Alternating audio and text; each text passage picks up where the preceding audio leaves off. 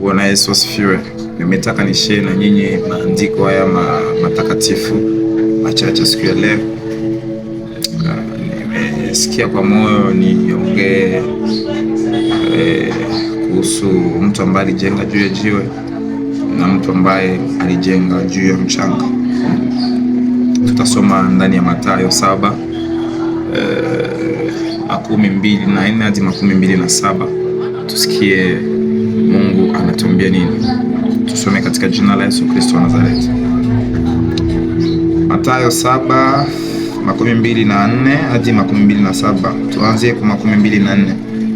Basi kila mtu asikiaye hayo maneno yangu na kuyafanya atafananishwa na mtu mwenye akili aliyejenga nyumba yake juu ya mwamba.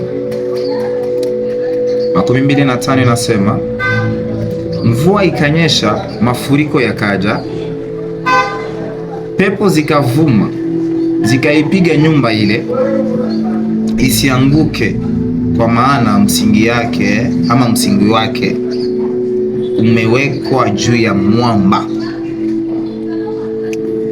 26. Na kila asikiaye hayo maneno yangu asiyafanye atafananishwa na mtu mpumbavu aliyejenga nyumba yake juu ya mchanga. Tusikie kwa mchanga wanasemaje? Mvua ikanyesha, mafuriko yakaja, pepo zikavuma, zikaipiga nyumba ile, ikaanguka, nalo anguko lake likawa kubwa. Bwana Yesu asifiwe. Hapa tunaona Biblia inatuambia kuna watu wawili ambao wamejenga nyumba zao. Biblia ndio inatuambia kuna msingi miwili. Kuna mchanga. Bwana Yesu asifiwe. Na kuna mwamba. Mwamba ni nani? Na huyu mti ni nani? Ningelishare na ninyi historia kidogo, niwaambie mfano kidogo. Kulikuwa watu wawili. Hao watu wawili, mmoja akapata pesa na mwingine akapata pesa. Huyu pesa zake ambazo alipata akasema, mimi nenda nunua karibu na bahari. Bwana Yesu asifiwe. Na huyu mwingine, huyu wa kwanza akaenda nunua karibu na bahari, na huyu mwingine akaenda nunua juu ya mlima ama juu ya bahari. Hata nunua karibu na bahari, lakini anaenda mbali sana ndani ya mwingine, anaenda nunua kwa nyumba. Then huyu wakati mafuriko yalikuja, huyu anaenda nunua karibu na bahari. Wakati mafuriko yalikuja, mvua ikanyesha, upepo ukaja, hiyo nyumba ikamezwa na bahari. Lakini huyu ambaye anajenga huko juu kwenye mlima ama mbali sana na bahari, wakati mafuriko yalikuja, upepo ulikuja, nyumba yake ilibaki imara. Bien aimé dans le Seigneur, pendo katika Bwana. Siongelee maneno haya ya Mungu kumaanisha yule ambaye anajenga kwa, ama wewe. Ni mfano ambao nimekupatia wewe ambaye inaonekana hausimame imara ndani ya Mungu, ama wewe ambaye unatafuta vitu za dunia. Utafuta ni maanisha nini? Huyu mwamba ni Mungu na mchanga huyu ni ibilisi ama ni dunia. Huyu mtu ni mimi na wewe ambao tunajenga msingi wetu. Inawezekana wewe unajenga msingi wako juu ya mchanga, ama yule mwingine anajenga msingi wake juu ya mwamba. Ikiwa wewe unajenga msingi wako juu ya mchanga, jua kana kwamba siku mvua itanyesha, mafuriko yatakuja, nyumba yako itakwenda. Na yule ambaye anajenga nyumba yake juu ya mwamba, mafuriko yakaja, maji yakapita aje, hewa itakuja kiasi gani, lakini itakufanya kitu. Ni watu wawili. Unaenda, dunia inakupeleka, anasa za dunia, tamaa, ngono, pombe, bangi, uongo, kuchukua wake wa wenyewe, kufilisi mali ya mtu mwingine na mengine kadhaa.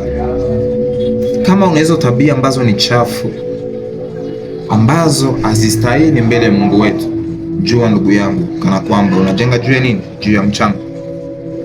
Mafuriko yatakuja na nyumba yako. Nyumba ni wewe sasa mwenyewe, wewe ndo nyumba. Sababu Biblia inatuambia miili zetu ni hekalu za Roho Mtakatifu. Wewe mwili yako unaijengea wapi?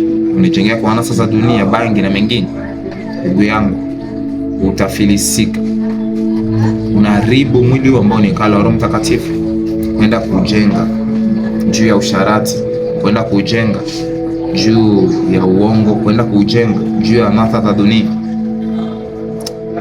Ule Mungu anatuambia njoni nyote mnao mizigo mizito, nitapata kuwapumzikisha. Anaturekomande, anatupatia shauku ya kuja kujenga juu yake. Yeye ndo mwamba imara. Ndio maana mwimbaji mmoja anaimba, nasimama juu ya mwamba, mwamba uzima ni wewe Yesu, nafasi napata uzima, uzima milele niwe Yesu. Simama juu ya mwamba, mwamba ambao ni uzima, ni Yesu. Ningelipatia mtu mmoja shauku ama ningemotivate mtu mmoja siku leo. Usiende ukajenga nyumba yako juu ya mchanga, mafuriko yatakuja tepereka. Ningelikupa shauku kukuja jenga nyumba yako juu ya mwamba ambao ni Yesu. Bien-aime, pendo katika Bwana. Mungu anakuhitaji kuja jenga nyumba yako juu yake, na utaona mambo mazuri katika maisha yako. Ni kweli kumwanzo watakwambia ona sasa ule ni mjinga, lakini end of the day utatoka mtu ambaye ni mtu muhimu ndani ya Bwana. Jenga nyumba yako juu ya mwamba ili mafuriko yakaje isiipeleke. Jenga nyumba yako juu ya mwamba ili mafuriko ama upepo wa bahari uvume namna gani uweze kukupeleka.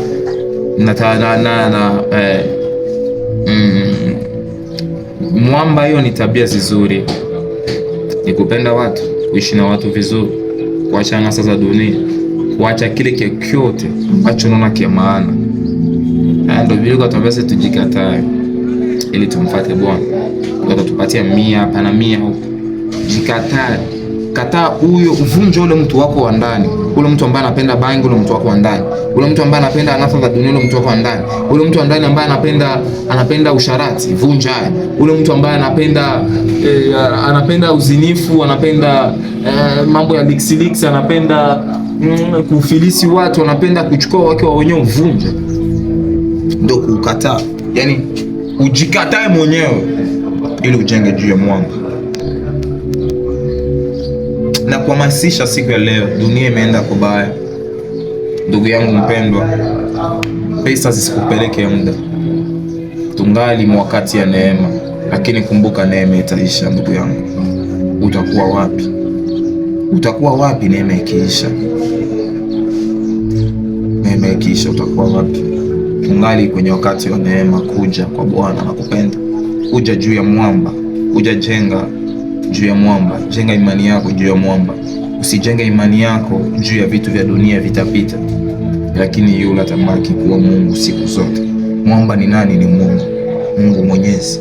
Na kuandika siku ya leo na kuhamasisha upate kuja ujenge imani yako juu ya mwamba. Ujenge nyumba ambayo ni wewe juu ya mwamba. Mungu anakutaka, akupenda. Ingali wakati kuja. Ingali wakati kuja ndugu mpendwa.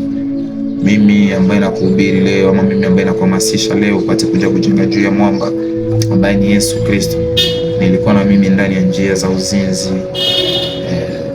Nilikuwa ndani ya njia ambazo hazifai. Nilikuwa nakunywa pombe.